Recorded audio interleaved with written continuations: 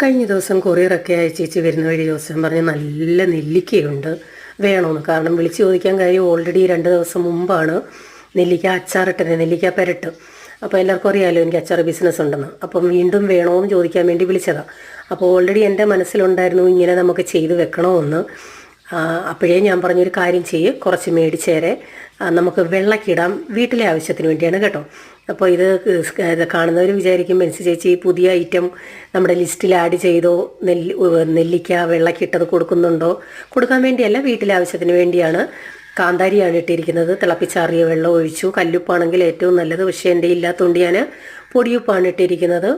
ആവശ്യത്തിന് തിളപ്പിച്ചാറിയ വെള്ളത്തിൽ ഞാൻ ഓൾറെഡി ഇത്തിരി ഉപ്പും ഇത്തിരി വിനാഗിരിയും കൂടി ഇട്ടാണ് തിളപ്പിച്ച് വെച്ചത്. ബാക്കിയുള്ള ഉപ്പ് അല്ലാതെ ഇട്ടു, അടച്ചു വെച്ച് ഒരു 2 ദിവസം മതി കേട്ടോ, നമുക്ക് നല്ലതായിട്ട് കിട്ടും. 2 ദിവസം കഴിഞ്ഞപ്പോഴത്തേക്ക് ഇവിടെ കഴിക്കാനായിട്ട് എടുത്തു തുടങ്ങി കേട്ടോ.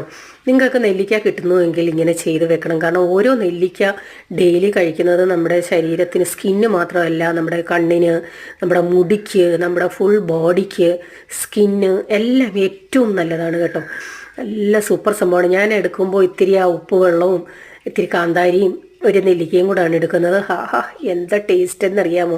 എന്നൊക്കെ കൂടുതൽ ഇപ്പം ജോസാനാണ് കഴിക്കുന്നത് കേട്ടോ. ദിവസം 3ഓ 4ഓ വെച്ചൊക്കെ കഴിക്കുന്നുണ്ട്. ഞാൻ മറന്നു പോകും. തൊട്ട് മുമ്പിലാണ്, കിച്ചണിലാണ് വെച്ചിരിക്കുന്നതെങ്കിലും പെട്ടെന്ന് വിട്ടുപോകും. പക്ഷേ സൂപ്പർ സംഭവമാണ്.